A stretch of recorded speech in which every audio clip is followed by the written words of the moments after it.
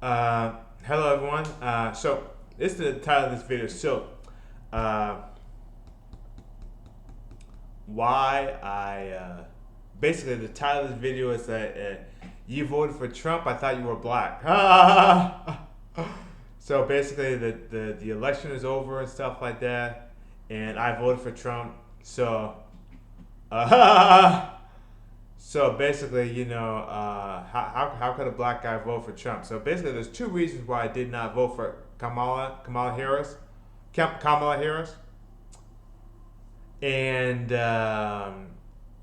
so originally I was planning on voting for Kamala Harris because I had already promised myself that I would not vote for Trump again because I did vote for him in 2016. So I promised myself that I wouldn't vote for Trump again, but I ended up voting for him again because of two reasons. So the first reason is that Kamala Harris, I mean Kamala Harris, I mean bless her soul, she kept on promising to pay people to have kids, and yeah, so she kept promising in all of her marketing materials that she was going to pay people to have kids. And so long story short, I've been on, so I got this knee injury right here. Got this knee injury right here. So anyway, uh, so long story short, I've been on welfare since conception. I was conceived on welfare. I've been on welfare every single day of my life. So basically, I was on welfare before welfare reform. Under Clinton. Clinton had welfare reform, I believe, in 1996, and I was on welfare before that and after that, and so I know from personal experience exactly what happens when the federal government starts paying people to have kids, where the federal government starts giving people a certain amount of money specifically tied to the number of kids they have. So like Kamala Harris kept saying ad nauseum, we ain't going back. We ain't going back. So that was the first reason why I did not vote for Kamala. Uh, and the second reason was that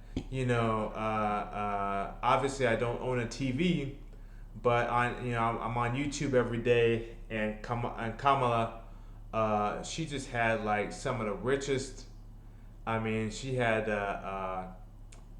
Magic Johnson, who was a billionaire, and she had LeBron James, who's a billionaire. I mean, she, at that rate, they could have sprung for Michael Jordan, who's also a billionaire. Um, so she had all these black billionaires get on her rally. She had all these black billionaires get in her rally. She had the first black president, the first non-white president, the first non-white president in American history, and the first non-white first lady in American history. And she herself was the first non-white vice president in American history. So she gets all these, I mean, almost you would even say they're impossibly successful, especially if you're looking at somebody like Magic Johnson, who survived, who literally survived 50 years with HIV, stuff like that. So you have these absolutely impossibly uh, uh, successful black people who have overcome, I mean, so many obstacles that you couldn't even fit all of their accomplishments in a book. I mean, you couldn't even fit each of their accomplishments in a separate book. You would need multiple books for each of their accomplishments.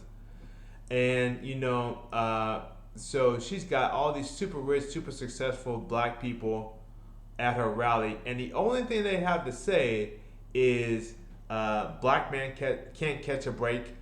Black man can't catch a break. The enduring legacy of slavery. Last hired, first fired. Uh, MAGA slavery, or whatever they were talking about MAGA. Uh, uh, uh, you know, uh, uh, opposing abortion is racism. You know,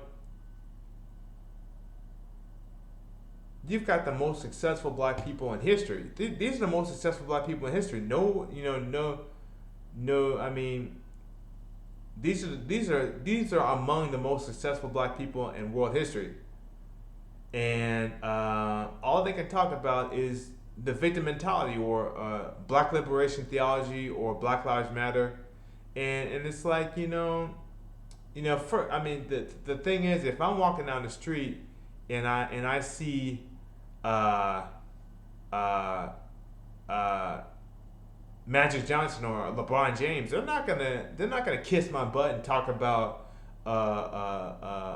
black man can't catch a break. They're gonna be telling me to get out of my way because my security's about to mess you up if you don't get out of my way. I gotta go to this uh, uh, special event or whatever. So you better get out of my way. That's what they're gonna say. They're gonna say I don't have time for your broke, living on welfare individual. So that was the second reason why I voted for Trump.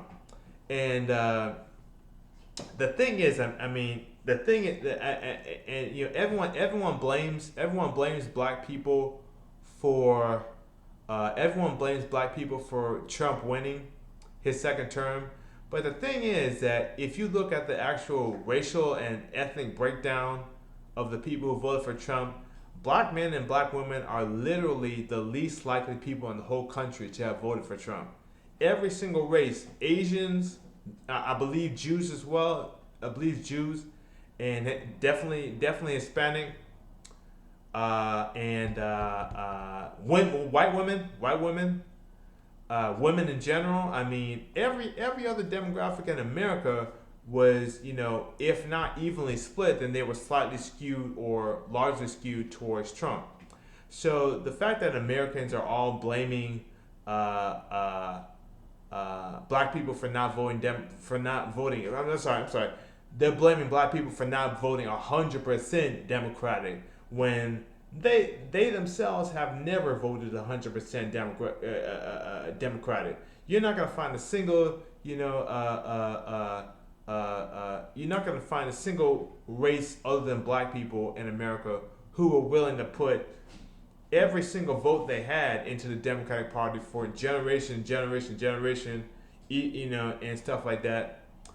So black people are the least likely to have voted for Trump. So, but we'll, the, you know, but the thing is that if your entire party is based on tricking one race of people to vote for the same party every single election, 100%, regardless of their performance, regardless of their platform, regardless of if your groceries just went up 100% last year and you just had to move into a tent city and you're about to get thrown in prison, for vagrancy and lose your possessions and your voting rights. I mean, basically,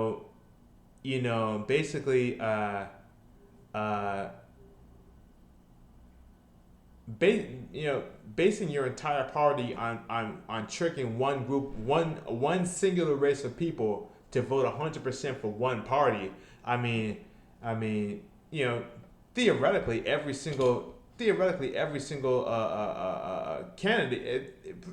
theoretically, every single candidate for the Democratic Party should have been black, because if your only way of surviving is to completely trick one group of people, one race of people, into supporting all your candidates, regardless of their performance, regardless of their platform, regardless of their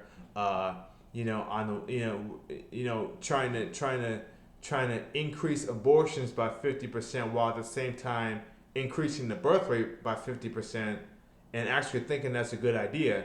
I mean, if that's your only way of winning every election, then let's just say it's a bad idea. So anyway, those are the two reasons why I did not vote for Kamala Harris. I should say as a caveat that I've only ever voted for. I'm about to be 40 years old, and I've only ever voted for one Democrat for president. And that was John Kerry back in uh, 2000. 2000, I think it was 2004. Yeah, 2004. So the only Democrat I ever voted for president was John Kerry in 2004. And every other presidential candidate has been either a Republican or an independent. Um, so anyway, that's all. That was my two reasons for not voting for Kamala. And like I said, if your entire political party is just based on tricking one race of people into vote, no matter how many kids, no matter how many of the kids end up in prison or dead, no matter how many of the kids lose their right to vote because of some uh, uh, uh, drug charge or because of some gun charge, no matter how many of the kids are literally locked out of prosperity based on your policies, uh, then then you don't have a party. At that point, it's just slavery. They might as well just do the old law, which was 2/3 to each slave is 2/3 a person. When it comes to elections. So yeah, that's all I wanted to say is that those are the two reasons why I did not vote for Kamala Harris, and most likely, judging by the attitude of the people, judging by the attitude of the Democrats that I live in a one party state in a one party city. So judging by the attitudes of the Democrats from where I live, it's highly unlikely that I'll be voting for a Democrat, even if Trump messes up the economy, which is, I mean, chances are his second term is just going to be. Chances are his second term is going to be just as bad as his first term. He's going to focus. He's going to focus so much on, you know, punishing his enemies and giving high level posts to his political allies that